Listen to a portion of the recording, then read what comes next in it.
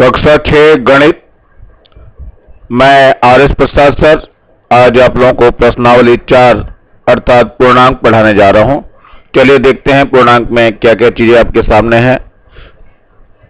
तो सबसे पहले इसमें कुछ नियम है, उन नियमों को जानना बहुत जरूरी है। तो सबसे पहले नियम नंबर 1, दो धनात्मक पूर्णांकों का योगफल, यानी ये धनात्मक है पूर्णांक, इनका योगफल सदैव धनात्मक पूर्णांक तथा दो ऋणात्मक पूर्णांकों का योगफल सदैव क्या होता है? ऋणात्मक पूर्णांक होता है। यह हमेशा ध्यान रखना है। एक ऋणात्मक पूर्णांक का योगफल धनात्मक पूर्णांक होगा यदि धनात्मक पूर्णांक का मान, यानी एक धनात्मक एवं एक ऋणात्मक पूर्णांक का योगफल धनात्मक पूर्णांक तभी होगा यदि धनात्मक पूर्णांक का आंकिक मान अधिक हो, तथा योगफल ऋणात्मक होगा यदि ऋणात्मक पूर्णांक का आंकिक मान अधिक हो। तो यह ध्यान रखना, जिसका अधिक मान होगा वैसा ही योगफल होगा। चलिए आगे देखते हैं नंबर 3। ये नंबर 2 था, नंबर 3 है, दो पूर्णांकों का योग हमेशा एक पूर्णांक होता है। ये दिया हुआ है, दो पूर्णांकों का योग हमेशा एक पूर्णांक होता है। यही पूर्णांकों के योग के लिए समवर्ग का नियम कहलाता है, यानी दो पूर्णांकों का योगफल हमेशा पूर्णांक होता है। इसको क्या बोलते हैं? समवर्ग का नियम बोलते हैं। ऐसी पूर्णांक में अगर शून्य जोड़ दें तो उसके मान में कोई परिवर्तन नहीं आता है। तो शून्य को हम क्या बोलते हैं? योज्य तत्समक अवयव कहते हैं। तो याद रखना इसको, ये बहुत ज्यादा पूछा जाता है। योज्य तत्समक अवयव क्या होता है? जीरो को बोलते हैं योज्य तत्समक अवयव, अर्थात किसी भी संख्या में जीरो को जोड़ने पर वो संख्या नहीं बदलती है। ये नंबर 4 था। नंबर 5 में देखिए, पूर्णांक में 1 का गुणा करने पर उसके मान में परिवर्तन नहीं आता है। ध्यान रखना, 1 की अगर गुणा कर दी जाए तो उसके मान में परिवर्तन नहीं आता है, और नहीं आया तो 1 को क्या कहेंगे हम? गुणन तत्समक कहते हैं। जैसे योग में कोई परिवर्तन नहीं आया तो योज्य तत्समक कहा गया, ऐसे ही गुणा में गुणने पर कोई परिवर्तन नहीं आया तो उसे गुणन तत्समक कहते हैं। तो योज्य तत्समक 0 होता है, ये दिया हुआ है, और गुणन तत्समक 1 होता है। चलिए थोड़ा सा नेक्स्ट की तरफ चलते हैं। इसमें नंबर 6 पे दिया हुआ है, देखो, किसी धनात्मक संख्या को किसी ऋणात्मक संख्या के साथ गुणा करने पर, पहले धनात्मक संख्या ली गई फिर ऋणात्मक संख्या ली गई और उसके साथ गुणा जब किया गया तो गुणनफल जो है हमेशा ऋणात्मक संख्या ही प्राप्त होगी। तो हमेशा ध्यान रखना, धनात्मक और ऋणात्मक में से कोई सा भी एक भी अगर ऋणात्मक है गुणा करने पर तो वो संख्या ऋणात्मक ही प्राप्त हो। जैसे ये +1 दिखा रखा, इसकी गुणा -1 से करेंगे तो -1 ही आएगा, या -1 की गुणा +1 से करेंगे तो भी -1 ही आएगा। चलिए नंबर 7 पे देखते हैं क्या है। ऋणात्मक संख्या के साथ गुणा होने पर धनात्मक प्राप्त हो जाती है, यानी पहली ऋणात्मक संख्या हो और दूसरी भी ऋणात्मक संख्या हो तो गुणा करने पर क्या होगी? धनात्मक संख्या प्राप्त होगी। जैसे -1 की गुणा -1 से करें तो +1 प्राप्त होता है। नंबर 8, दो पूर्णांकों का योग अंतर एवं गुणा पूर्णांक होता है, यानी दो पूर्णांकों का योग करें तो भी पूर्णांक संख्या प्राप्त होगी, यानी जोड़ दें, और अंतर यानी घटा दें तभी पूर्णांक संख्या होगी प्राप्त, और गुणा करने पर भी पूर्णांक ही प्राप्त होता है।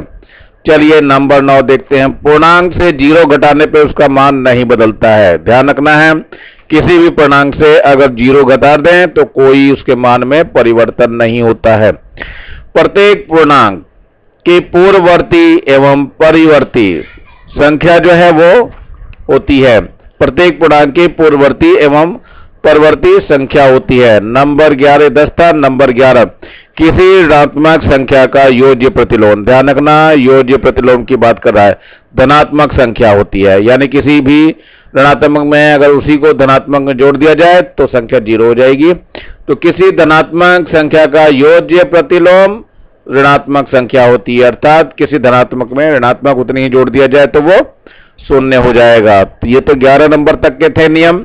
अब चलते हैं 12वें नंबर पे। 12वें नंबर पे आता है, पूर्णांक के भाग पर सदैव समवर्ग गुण लागू नहीं होता। भाग पर यह समवर्ग का गुण लागू नहीं होता। कैसे?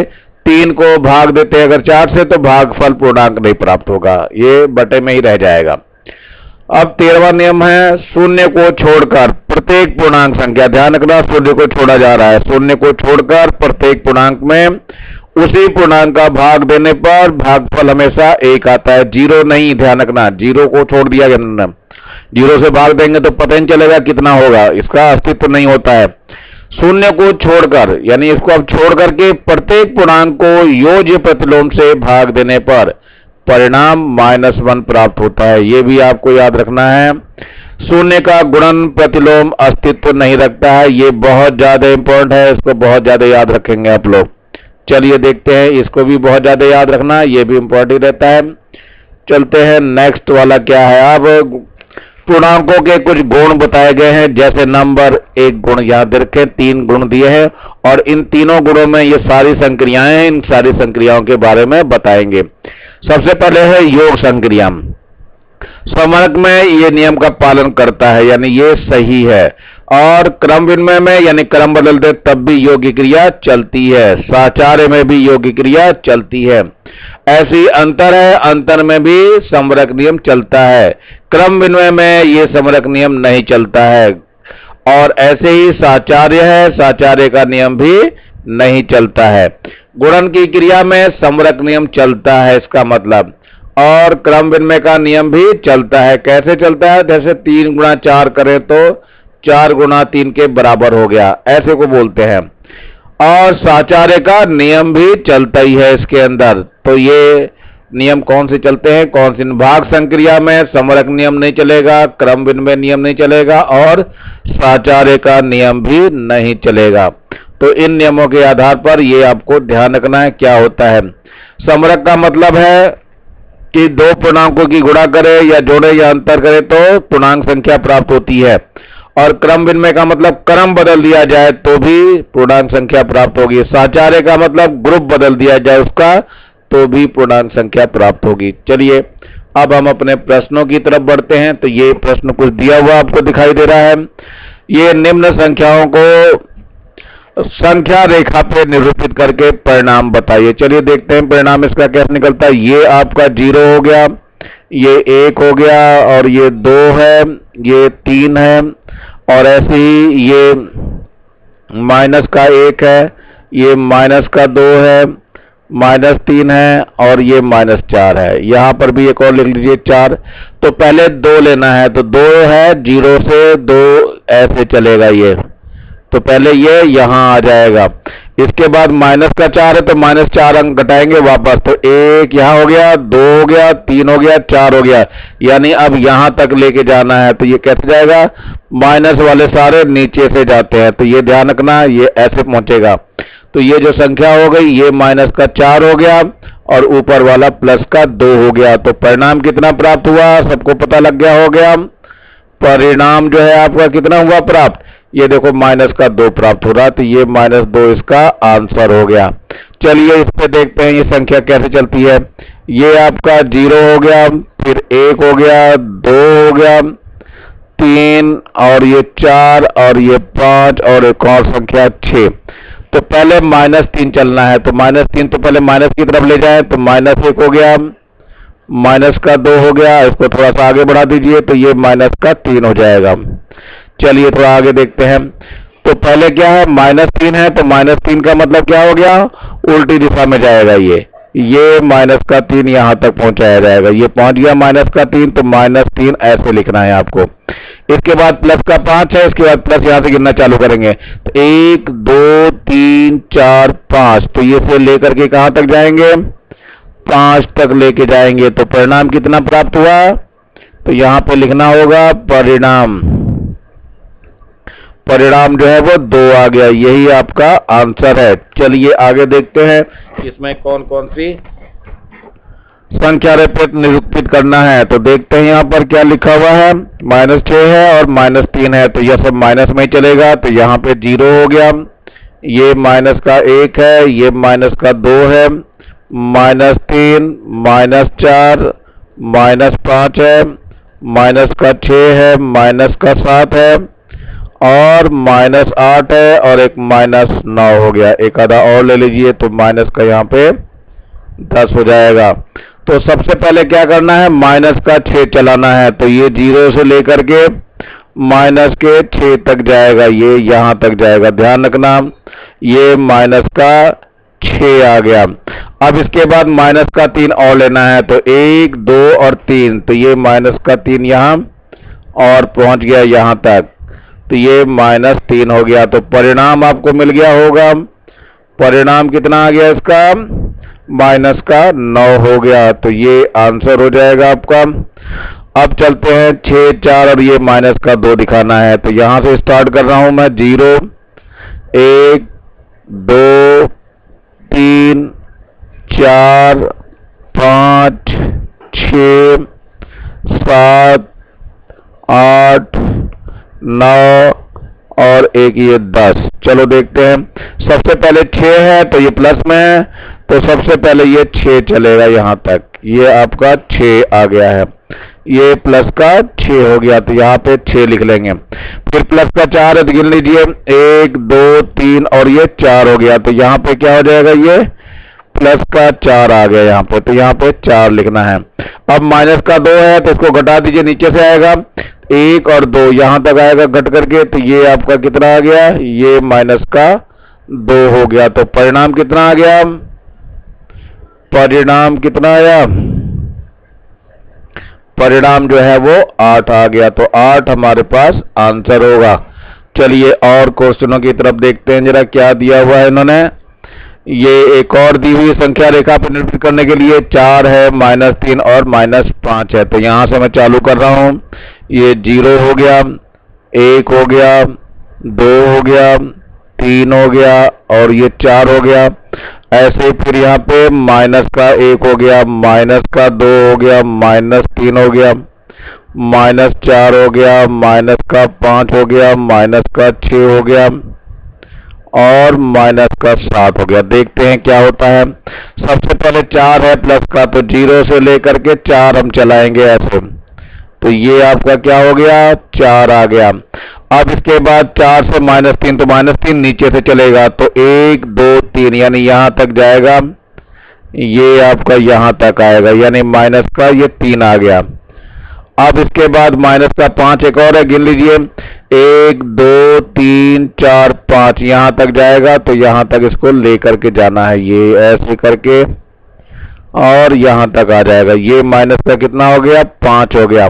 तो परिणाम क्या आ गया, परिणाम मेरे ख्याल से समझ में आ गया होगा, परिणाम जो है आपका माइनस का 4 आ गया। तो ये आपका आंसर हो गया है। चलिए ये भी देखते हैं जरा क्या है। ये आपका 0 है, फिर ये 1 है, फिर 2 है, फिर 3 है और 4 है, फिर ये 5 हो गया। चलिए देखिए, पहले 0 से लेकर के 0 तक ही जाएगा, इसमें यहीं रह गया। फिर अगला है, ये तो 0 हो गया हमारा। इसके बाद +3 है, तो +3 यहां से लेकर के यहां तक आएगा, तो ये प्लस का 3 हो गया। तो परिणाम कितना हो गया, परिणाम हमारे पास 3 आ गया। तो ये आंसर हो गया। चलते हैं 0 और -5 की तरफ, क्या होता है। ये पहले 0 है यहाँ पे, ये 1 है, इधर लेते हैं माइनस का 1, माइनस का 2, -3, -4 और -5 और एक और ले लीजिए माइनस का 6। तो सबसे पहले 0 है, तो 0 तक ही रहेगा, ये तो 0 हो गया। फिर माइनस का 5 है, तो नीचे ले जाएंगे यहाँ -5 तक, तो ये जो है आपका कहाँ तक जाएगा, -5 तक पूरा का पूरा चला जाएगा, ये -5 हो गया। अब परिणाम कितना हो गया, परिणाम जो है वो -5 हो गया। ये आपका आंसर हो गया। चलिए एक और संख्या रेखा देखते हैं, इस पे क्या हल होता है। ये 0 है, फिर 1, फिर 2, फिर 3 है, 4 हो गया, 5 हो गया, 6 हो गया, 7 हो गया, 8 हो गया, 9 हो गया और ये 10 हो गया। तो सबसे पहले 9 तक लेके चलना है, तो 0 से स्टार्ट करेंगे और कहां तक लेके जाएंगे, पूरे 9 तक लेके जाएंगे, तो ये आपका 9 हो गया। इसके बाद 0 है, तो 0 तो यहीं रहेगा, 0 चल के यहीं पर रह जाएगा, तो 0 हो गया। और फिर -1 है, तो -1 चल के यहां आ जाएगा इस जगह पे, ये -1 हो गया। तो परिणाम कितना आ गया, परिणाम आपके सामने है, लास्ट में जहां होता है वो परिणाम होता है। कितना आ गया परिणाम? ये 8 आ गया। तो ये 8 आपका आंसर हो जाएगा। इस तरह से आप लोग सभी प्रश्नों को कर सकते हैं। अब ये कह रहे हैं इसका योगफल ज्ञात कीजिए। योगफल कैसे ज्ञात करते हैं, लिख के देख लेते हैं पहले। ये हो गया 1531। इसमें माइनस का योगफल कितना करना है? 503। तो ये इसमें से घट जाएगा। 11 में 11, यहां से 11 हो जाएगा, यहां से लेंगे तो 11 में से 3 गए 8 बचेगा। यहां बच गया 2, 2 में से 0 गया 2। अब यहां कितना बच गया? 5, 5 में से 5 गया तो 0 और ये 1 का 1 ही रहेगा और ये हमारे पास आंसर आ गया। चलिए ये भी देखते हैं, इनको भी जोड़कर देख देते हैं। तो पहले माइनस का 55 है, फिर दूसरा है माइनस का कितना? 2 1 1। तो इनका जोड़ करके तो माइनस ही आएगा 1, और जोड़ दीजिए 5 और 1 6 हो गया, और यहां पर भी 5 और 1 6 हो गया, और ये 2 आ गया। ये हमारे पास आंसर हो गया। एक ये भी देख लीजिए अब लोग कैसे कैसे दिया हुआ है। ये दिया हुआ है 117। इसमें माइनस का 81 जोड़ना है, तो ये अब घट जाएगा। 7 में से 1 गया 6 हो जाएगा, और 11 में से 8 गया तो 3 बच जाएगा। ये हमारे पास उत्तर हो जाएगा। चलिए यहां पर भी देखते हैं। ये माइनस का 18 है और 172 है, तो 172 माइनस का 18 हम नीचे लिख ले रहे हैं। अब कितना हो जाएगा? तो 12 में से 8 गए 4 बचेगा, यहां बचा 6, 6 में से 1 गया 5, और यहां पर 1 बचा ही है। तो ये आपका उत्तर हो गया। थोड़ा सा और आगे बढ़ते हैं हम लोग दूसरे प्रश्न की ओर। अब आ गया यहाँ पे खाली स्थान। खाली स्थान को हम कैसे भरते हैं? निम्न में से प्रत्येक रिक्त स्थान में भरना है। या तो ये बड़ा है का चिन्ह लगाना, ये बराबर है और ये छोटा है का चिन्ह लगा देते हैं। तो ध्यान रखना ये चिन्ह क्या है? बड़ा है। जिधर बड़ा है उधर लगेगा ये। और ये जो चिन्ह है क्या है? ये छोटा है। और एक और बच गया बराबर, तो आप लोग जानते ही हैं, तो ये बराबर हो गया। यानी दोनों तरफ के मान बराबर होंगे, तब ऐसा लिखा जाएगा। अब यहां देखिए 8 में से 3 गए, कितना बचा? 5 बच जाएगा। और इधर 8 में से 3 गए तब भी 5 बच गया, तो दोनों मान बराबर हैं, इसलिए यहां पर बराबर आएगा। ये माइनस का 28 है और प्लस का 25 है, तो माइनस का 3 बच जाएगा।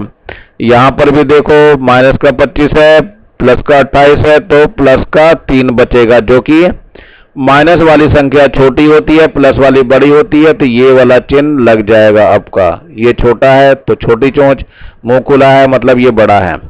अब ये -4 है और 0 है, तो माइनस का ही 4 आ जाएगा, और प्लस का 4 और 0 है, तो ये प्लस का 4 आ जाएगा। अब भी संख्या ये छोटी हो गई, इसलिए ये छोटा है। 0 + 9 का मान 9 आएगा, इधर 9 + 0 का मान भी 9 आएगा। दोनों संख्याएं बराबर आ गई, इसलिए यहाँ पर बराबर आ जाएगा। 25 और ये 25 कुल मिलाकर के कितना हो जाएगा? 50 हो जाएगा। ये माइनस है, जब ब्रैकेट खुलेगा तो ये भी प्लस हो जाएगा, तो ये भी कुल कितना है? 50 हो जाएगा। तो ये संख्याएं बराबर है, इसलिए यहाँ पे चिन्ह बराबर का लगेगा। अब ये 208 + 53 है, जोड़ेंगे तो ज्यादा आएगा। ये 208 - 53 है, इसको घटाना पड़ेगा, तो ये वाली संख्या छोटी हो जाएगी और ये बड़ी हो जाएगी, तो ये बड़े का चिन्ह आ जाएगा। तो इस तरह से आप लोग चिन्हों को आराम से लगाएंगे। इनको अंग्रेजी में भी ध्यान रखो, क्या नाम है? पहले है ये इक्वल टू का साइन, ये इक्वल टू। दूसरा ये क्या है? लेस देन, ये लेस देन, और ये इक्वल टू, ये भी इक्वल टू, ये ग्रेटर देन बोलते हैं इसको। तो इंग्लिश के नामों को भी थोड़ा बहुत याद करके चलते रहिए आप लोग। चलते हैं अगले प्रश्न की ओर। ये बता रहे हैं निम्न का गुणनफल ज्ञात करिए। चलो गुणा करके देखते हैं कैसे होता है। तो पहले है +2 है, और इसकी गुणा किससे करनी है? 3 × 5 से। तो देखते हैं गुणा करके क्या आता है। +3 की +2 से गुणा करेंगे तो प्लस का 6 हो जाएगा, और गुणा 5 है ये, तो 6 पंजे 30, तो प्लस का 30 आएगा। प्लस को लिखें या ना लिखें, काम चल जाता है। यहां पर देखते हैं जरा, 3 की गुणा किससे करनी है? -5 से गुणा करनी है, और इसकी -6 से गुणा करनी है। तो सबसे पहले 3 गुणा, ये माइनस की माइनस से गुणा करेंगे तो प्लस हो जाएगा, और 6 पंजे 30 हो जाएगा। तो 3 किससे गुणा कर दीजिए, 3 3 9 यानी कि 90 आ जाएगा और यही आंसर हो जाएगा, जबकि ये प्लस का होगा। यहाँ पे देख लेते हैं जरा क्या गुणा करके दे रहे हैं। माइनस का 4 है और गुणा 3 है और गुणा माइनस का 2 है। पहले क्या करना है, इस माइनस की इस -2 से गुणा करिए -4 की, तो ये प्लस का 8 हो जाएगा और 3 यहाँ मौजूद है पहले से, तो 8 3 24 हो गया। यही हमारे पास आंसर है। ऐसे ही चौथे में देखते हैं, माइनस का 6 है गुणा माइनस का 4 है और गुणा 1 है, तो माइनस की माइनस से गुणा होगी तो प्लस हो जाएगा और 6 चौक 24 आ जाएगा और गुणा 1 हो गया, तो 24 एकम 24, तो 24 ही इसका आंसर हो जाएगा। यहाँ पांचवा पार्ट दिया हुआ है, इसको भी ढंग से देख लीजिए। तो 3 गुणा 0 गुणा -2, तो एक चीज बहुत बेहद याद रखना, अगर कहीं भी गुणा में 0 आ रहा है तो सारा ही 0 हो जाता है। 3 की गुणा 0 से करेंगे तो 0 हो जाएगा और गुणा -2 हो गया, फिर 0 किससे गुणा करेंगे तो ये 0 हो जाएगा और ये आंसर बन जाएगा। चलिए यहाँ देखते हैं, 2 की गुणा -7 से है और इसकी गुणा -3 से है। देखते हैं क्या आता है। ये माइनस की पहले इससे गुणा कर देते हैं, तो 2 गुणा -3 की -7 से गुणा करेंगे तो प्लस का 21 हो जाएगा। अब 21 की 2 से गुणा कर देंगे तो ये 42 हो जाएगा और यहीं पे ये आंसर हो जाएगा। चलिए देखते हैं आगे, फिर से एक रिक्त स्थान आपका इंतजार कर रहा है। इस रिक्त स्थान की पूर्ति भी हम लोग ध्यान से देखेंगे। तो बहुत सारी चीजें इसमें प्लस माइनस में चली जाती हैं। माइनस संख्या हमेशा छोटी होती है, प्लस वाली संख्या हमेशा बड़ी होती है। चलो देखते हैं, ये 5 दूनी कितना हो गया, ये 10 आ गया है और यहाँ माइनस का 15 आ जाएगा गुणा करने पर। तो माइनस वाली संख्या मैंने बताया छोटी होती है, प्लस वाली संख्या बड़ी होती है, तो ये बड़े का चिन्ह आ जाएगा। ऐसे ही माइनस माइनस की गुणा करेंगे तो प्लस हो जाएगा, 4 3 12, 12 दूनी 24 आ जाएगा और इधर करेंगे तो 8 3 24 हो जाएगा। इसका मतलब दोनों संख्याएं बराबर हो गई हैं। अब ये तीसरे में चलते हैं। तीसरे में देखिए क्या हो गया है, -3 की गुणा -1 से करेंगे तो प्लस का 3 हो जाएगा और प्लस के 3 की गुणा करेंगे 4 से तो 3 चौक 12 आ जाएगा। और यहाँ पे कितना है, ये तो 28 है, तो 28 बड़ा हो गया, तो इसका मतलब ये छोटा हो गया इधर वाला। अब ये -8 की -5 से गुणा करेंगे तो 8 पंजे 40, लेकिन प्लस का होगा और 20 दूनी 40, यहाँ पहले से ही पड़ा हुआ है, इन दोनों की गुणा करके 40 ही आएगा। इसका मतलब दोनों संख्याएं ये बराबर है। इसमें ध्यान से देखिए, कहीं पर भी अगर गुणा में 0 आता है तो पूरी संख्या 0 हो जाती है। इधर भी कहीं भी गुणा में कुछ भी आए तो 0 हो जाता है। इसका मतलब ये दोनों संख्याएं बराबर हैं। इधर आते जरा देखते हैं, ये 5 4 पंजे 20 हो जाएगा और 20 3 60 होगा, तो माइनस का 60 आ जाएगा। और यहां देखते हैं क्या होगा, पहले इसकी 4 की 3 से गुणा करेंगे तो 12 हो जाएगा और 12 पंजे 60 हो जाएगा, लेकिन ये प्लस का रहेगा, तो प्लस वाली संख्या हमेशा बड़ी होती है, तो ये आपकी संख्या माइनस वाली छोटी हो गई। थोड़ा सा और आगे बढ़ते हैं। इसमें क्या होगा, 3 की गुणा 8 से करना है और फिर इसकी, तो ये कितना हो जाएगा, पहले -5 की गुणा 3 से कर देते हैं तो माइनस का 15 हो जाएगा और 15 8 120, तो माइनस का ये 120 आ गया। इधर भी देखिए कितना हो जाएगा, 5 या 15, 15 8 120, लेकिन ये भी माइनस का 120 ही हो गया, तो इसलिए संख्या बराबर होगी क्योंकि दोनों तरफ एक ही आ रहा है। थोड़ा सा आगे की ओर बढ़ते हैं हम लोग।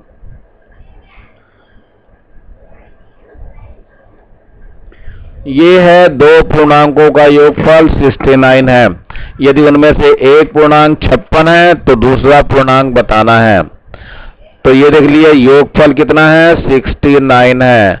एक पूर्णांक कितना है, 56 है, तो इसको हम घटा देंगे तो 9 में से 6 गया, 3 बचेगा और यहां बचा 6 में से 5 गया तो 1 हो जाएगा। तो यहां क्या लिखेंगे, दूसरा पूर्णांक। दूसरा पूर्णांक कितना है, 13 है, तो ये आपका आंसर होगा। चलिए दो पूर्णांकों का योगफल 85 दे रखा है, 85 और एक पूर्णांक जो है -15 है, तो इस माइनस को घटा देंगे तो कितना आ जाएगा, ये 85 है तो प्लस का 15 हो जाएगा, तो कितना आ जाएगा, 5 और 5 10 और 8 और 1 9 और एक और 10 हो जाएगा। तो यहां लिखेंगे दूसरा पूर्णांक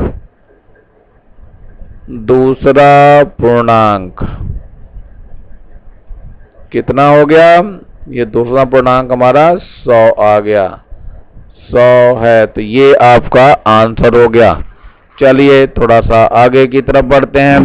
निम्न में से प्रत्येक का भागफल ज्ञात कीजिए। चलिए 30 को भाग देते हैं हम। तो 30 को 2 से भाग देंगे हम, तो 2 एकम 2 हो जाएगा, और उत्तर 1 और ये 0 और 2 पंजे 10 हो गया। तो ये 10 हो गया। तो भागफल कितना आ गया? भागफल इसको बोलते हैं। तो ये भागफल हमारा 15 हो गया। अब यहां देखते हैं -4 से भाग देना है किसको? 40 को। तो देखते हैं माइनस से माइनस एक बार ही जाएगा, तो ये कितना हो जाएगा? 4 एकम 4 हो जाएगा, और ये कट जाएगा, ऊपर से एक 0 उतरेगा, तो यहाँ पे 0 हो जाएगा। यानी आंसर कितना हो गया? भागफल लिखेंगे, भागफल बराबर -10। यहाँ पे देखते हैं माइनस का ये 48 है, इसको भाग देना है 12 से, तो इसको बटे में 12 कर दीजिए। तो 2 छिंग 12, 2 दूनी 4, 2 चौक 8, और 6 एकम 6, 6 चौक 24। तो माइनस का 4 हो गया। यानी भागफल कितना हो गया? -4। तो इस तरीके से भी आप लोग आंसर इसके दे सकते हो। बाकी भाग विधि तो आपके पास ही है। 12 चौक 48 हो गया, और माइनस का चिन्ह दिया हुआ था, तो इसलिए माइनस ही आना था। चलिए थोड़ा सा आगे और देखते हैं। ये है चौथा प्रश्न। 24 को भाग देना है किससे? 0 से। तो ये क्या हो गया? ये परिभाषित नहीं है। ठीक है, 0 से किसी भी संख्या को भाग देने पे कोई भी परिभाषा नहीं बनती है। तो यहां लिखेंगे यह परिभाषित नहीं है।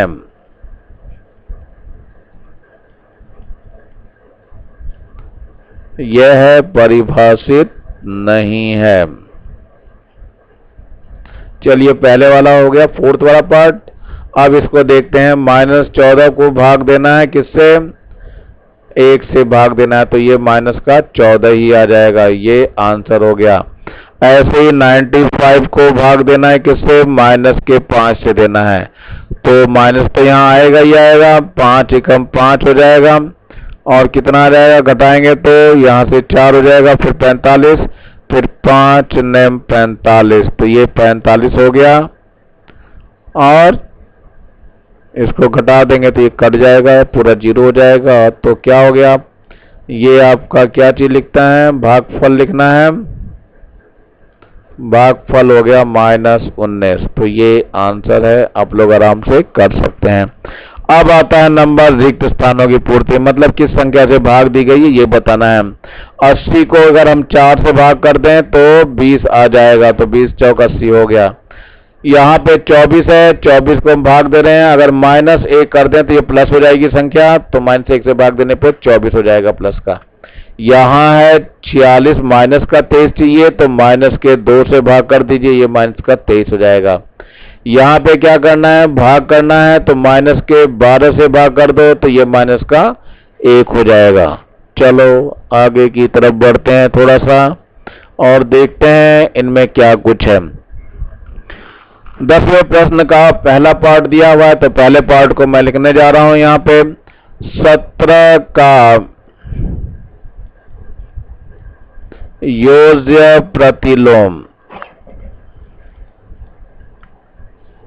कितना होगा? इसका चिन्ह बदल देंगे, माइनस का 17 है। ऐसे ही सेकंड वाले में क्या बताया गया है? माइनस का 23 है। -23 का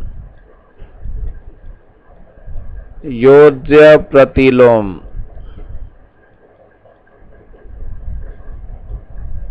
ये कितना हो जाएगा? माइनस का चिन्ह हट जाएगा, अब ये 23 हो जाएगा। ऐसे ही तीसरा पार्ट भी देख लेते हैं।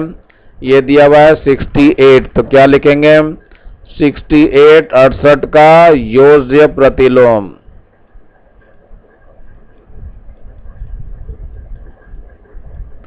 केवल चिन्ह बदलना है इसका, तो माइनस का 68 हो जाएगा।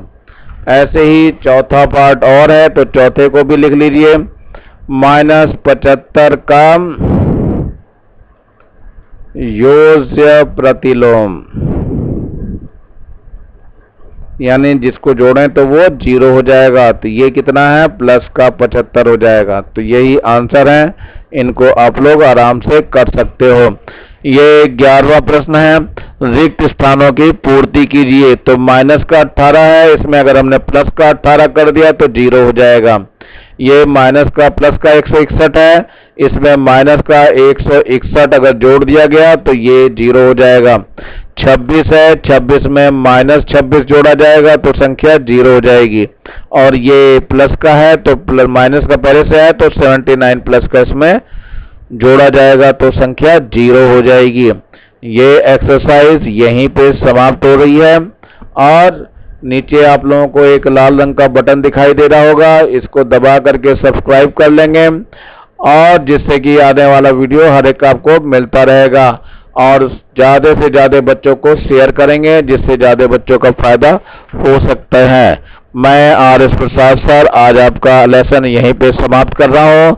मैं नेक्स्ट वीडियो में इसी के साथ नेक्स्ट चैप्टर के साथ फिर मिलूंगा। तब तक के लिए धन्यवाद। Thank you.